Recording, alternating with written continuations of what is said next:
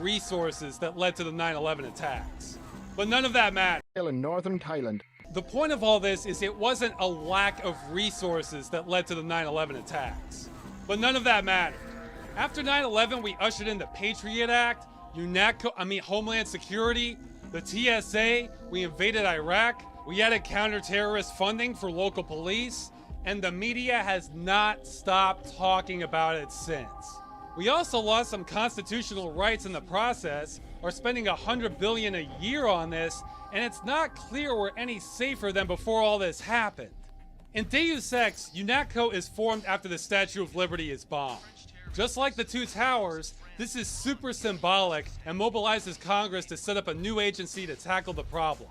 But why are we setting up all these new agencies and spending $100 billion a year when all we needed to do was let the CIA do its damn job?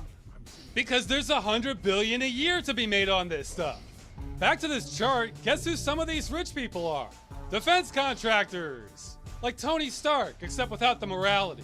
This is what's known as the military-industrial complex. Essentially, if we're not at war with somebody, somewhere, then they're losing money and they can't have that.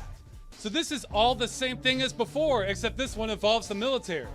So terrorism is our new global enemy, and it needs to stay that way so that Obadiah here can keep getting a slice of that 100 billion. And not just him, everyone who works at Stark Industries or is connected to it. It's self-perpetuating. And as a bonus, the more time goes on and you start hollowing out society, you might actually see some homegrown terrorists trying to fight the system, like the NSF and Deus Ex. And that in turn increases the demand for more of a counter-terrorist economy. It just keeps going. I'm normally not much of a conspiracy theory person, but if there's tons of evidence for something happening, and there's a whole lot of money to be made by not calling attention to it, then yeah, I get suspicious. Some of you may know that Eisenhower in his farewell speech explicitly warned about the military-industrial complex and considered it the greatest threat to our democracy. We must guard against the acquisition of unwarranted influence, whether sought or unsought, by the military-industrial complex. The potential for the disastrous rise of misplaced power exists and will persist. We must never let the weight of this combination endanger our liberties or democratic processes. But hey, he was only President of the United States and Supreme Allied Commander during World War II. What did he know?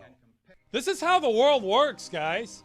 And that's the third layer of the story of Deus Ex. It's more